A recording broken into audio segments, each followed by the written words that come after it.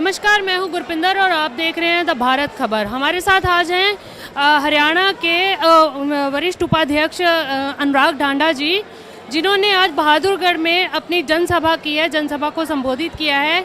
आइए उनसे जानते हैं कि उन्होंने जो जनसभा संबोधित की है इस बारे में उनका क्या कहना है। सर, आपने ये जनसभा की है तो इसका क्या रिस्पॉन्स है? देखिए, बहुत अच्छा रिस्पॉन्स है और आप तो देख ही रहे हैं कि बड़ी संख्या में लोग आए भी और भारतीय जनता पार्टी को छोड़ करके कई उनके कार्यकर्ता और नेता आज हमारे साथ जुड़े भी हैं। काफिला लगातार बढ़ रहा है और इसलिए बढ़ रहा है क्योंकि लोगों को उम्मीद नज़र आ रही है तो सिर्फ आम आदमी पार्टी में नज़र आ रही है। एक विकल्प के तौर पे कांग्रेस और भारतीय जनता पार्टी के विकल्प के तौर पे लोग आम आदमी पार्टी को देख रहे हैं। हरियाणा के लोग काफ़ी लंबे समय से त्रस्त हैं। मैं तो बहादुरगढ़ का ही उदाहरण दे रहा था। यहाँ सारी सड़कों की हालत देख लीजिए आप, यहाँ सारे नाले जो हैं वो उनकी हालत देख लीजिए। अभी बारिश होगी, देखिएगा पूरा शहर के क्या हालत होती है। यहाँ इंडस्ट्री छोड़ के जा रही हैं। यहाँ पे जो अव्यवस्था हो सकती है शहर में वो सारी अव्यवस्था हैं।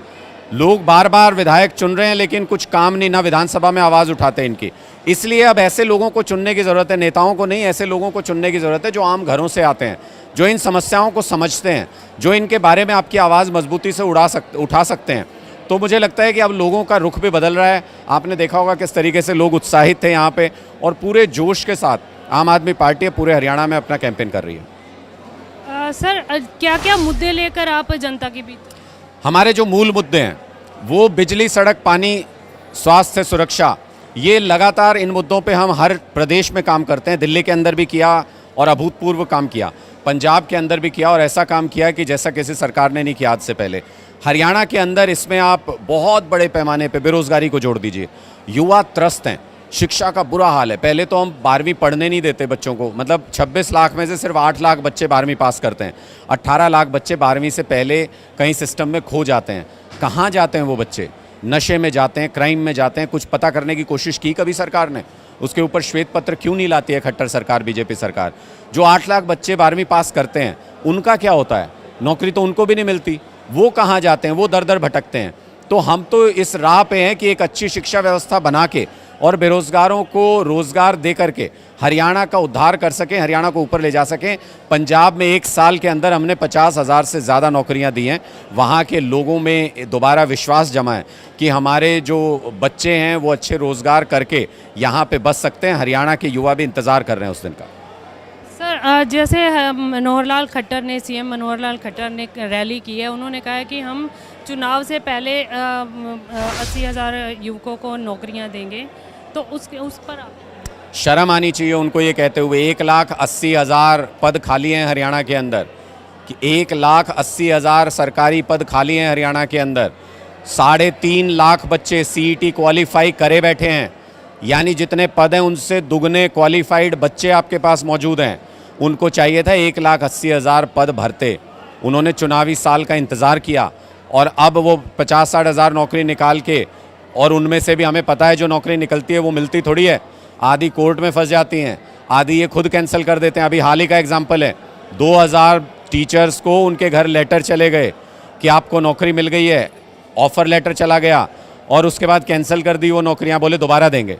तो मुझे लगता है ये युवाओं को भ्रम में रखना चाहते हैं, लेकिन अब इतना बहकावे में भी नहीं आने वाले कि 8 साल से देख रहे हैं इनके चाल चलन को, उसके बाद भी भाजपा पे यकीन कर लें। 1,80,000 रोज़गार इनको पिछले 4 साल में देने चाहिए थे, पिछले 8 साल में देने चाहिए थे। और हरियाणा के स्कूलों को बेहतर करना चाहिए था जहाँ 38,000 पद खाली हैं। हरियाणा के अस्पतालों को बेहतर करना चाहिए था जहाँ 6,000 डॉक्टर्स की कमी है।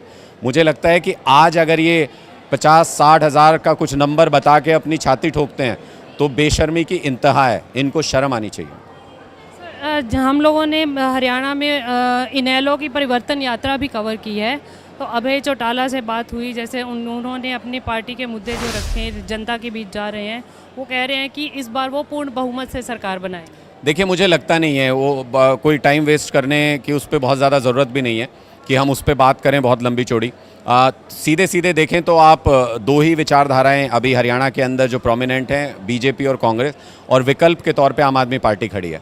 कांग्रेस ने विपक्ष की भूमिका नहीं निभाई, पिछले 8 साल में एसी कमरों में बैठे रहे इसलिए लोग देख रहे हैं कोई ऐसी पार्टी चाहिए जो सड़क पे मजबूती से विपक्ष की भूमिका निभा सके और विधानसभा में सरकार बना के उनका प्रतिनिधित्व कर सके। ये दोनों ही क्षमताएं कांग्रेस के अंदर नहीं है, इसलिए आम आदमी पार्टी की सीधी टक्कर भारतीय जनता पार्टी से इस चुनाव में होने जा रही है और सूपड़ा साफ करेंगे, हराएंगे नहीं, सूपड़ा साफ करेंगे।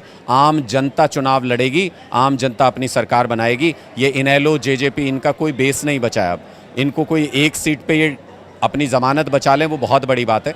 तो मुझे नहीं लगता कि इन पे बहुत ज़्यादा आपको भी टाइम वेस्ट करना चाहिए इनके बारे में बात करके। सर जैसे कि सोनीपत झज्जर सारा कांग्रेस का गढ़ है, तो आपको क्या लगता है कि आप यहाँ पर कोई जगह बना? मुझे नहीं समझ में आता कि कैसा गढ़ है। आजकल हुड्डा साहब किलोई से बाहर नहीं निकल पाते, बार बार जाते हैं अपनी कॉन्स्टिट्यूंसी संभालने। ज़मीन खिसक रही है, ज़मीन खिसक रही है नीचे नीचे। उनको भी पता है क्यों कहते हैं 300 यूनिट बिजली फ्री दे देंगे, क्यों कहते हैं महिलाओं को वो 1,000 रुपया देंगे, क्यों कहते हैं कि बेरोज़गारी भत्ता देंगे। ये तो सारे हमारे मैनिफेस्टो की चीज़ें हैं। कांग्रेस तो आज़ादी के वक्त से चुनाव लड़ती आ रही है। इनको हमसे नकल करने की ज़रूरत पड़ गई, चोरी करने की ज़रूरत पड़ गई। भूपेंद्र हुड्डा जी जो 10 साल सीएम रह लिए, उनको हमारे मुद्दे चुराने की ज़रूरत पड़ गई। इसका मतलब ज़मीन खिसक रही है। लोगों ने हाथ हिला दिया है कि अब की बार नहीं, अब की बार वोट नहीं देंगे। तो इसलिए इनको हमारे वादों को कॉपी करने की ज़रूरत पड़ रही है। लेकिन लोग भी समझते हैं, हर समझदार इंसान जानता है कि जब ओरिजिनल मौजूद हो तो फोटोकॉपी पे नहीं जाया करते। 300 यूनिट देने वाले ओरिजिनल मौजूद हैं इस बार नेशनल पार्टी के रूप में, आम आदमी पार्टी के रूप में। ये डुप्लीकेट कांग्रेस पे जाने की ज़रूरत नहीं है।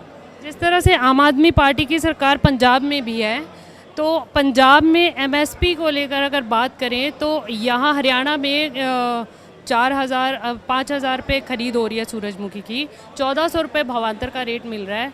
पंजाब सरकार क्या कर रही है? झूठ बोल रहे हैं। अगर ये मिल रहा होता तो किसानों को आंदोलन करने की ज़रूरत क्या थी? पंजाब में आपने कोई ऐसा आंदोलन, कोई सरकार के साथ टकराव देखा? वहाँ की सरकार किसानों के साथ बातचीत करके उनको मुआवजा 10 दिन के अंदर उनके अकाउंट में पहुँचाया। पहली बार इतिहास में मज़दूरों को भी मुआवजा मिला फसल के नुकसान का। तो मुझे लगता है वहाँ के किसान खुश हैं अपनी सरकार से, उनके साथ कम्युनिकेशन में हैं। ये कहते हैं कि हम उनसे ज़्यादा रेट दे रहे हैं पंजाब से, झूठ बोलते हैं।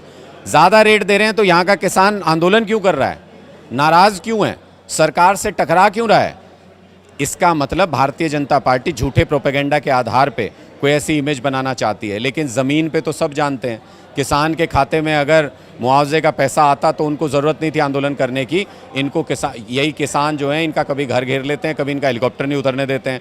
तो खट्टर साहब को सामने बैठ के किसानों से बात करके समझना चाहिए उनकी समस्याएं क्या हैं। जिस तरह से हरियाणा पंजाब के कई ऐसे मसले हैं जो अभी तक हल नहीं हुए, तो अगर पंजाब आम आदमी पार्टी आती है हरियाणा में तो किस तरह से सुलझाएंगे? ये मसले तो बना के रखे हैं इन लोगों ने, वरना कांग्रेस पार्टी की तीनों जगह सरकार रही, केंद्र में भी, पंजाब में भी, हरियाणा में भी। सुलझा देते, सुलझा सकते थे। तो बीजेपी की भी तीनों जगह सरकार रही, केंद्र में भी, उधर अकाली दल, इधर यहाँ बीजेपी, तीनों जगह बीजेपी की सरकार। सुलझा देते, सुलझा सकते थे। तो क्यों नहीं सुलझाए? क्योंकि इन मुद्दों को बना के आपस में लड़वा के राजनीति करते हैं। आम आदमी पार्टी आपस में लड़ाने की राजनीति नहीं करती। आम आदमी पार्टी आपस में प्यार बढ़ाने की राजनीति करती है, लोगों की मूलभूत सुविधाएं देने की राजनीति करती है। इसलिए हमें जब मौका मिला या जब भी मौका मिलता रहा है इतिहास में, हम सारी समस्याएं सुलझा देंगे। समस्याओं में उलझ के हम काम नहीं कर पाते, हमें काम करना है।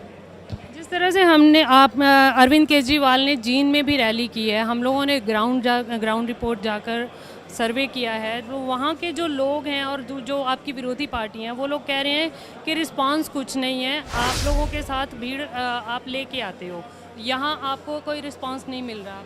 देखिए, अगर मैंने सही देखी थी आपकी ही रिपोर्ट, तो मुझे तो ग्राउंड पे रिस्पांस नज़र आ रहा था। लोग खुद ही कह रहे थे आपकी रिपोर्ट में ही।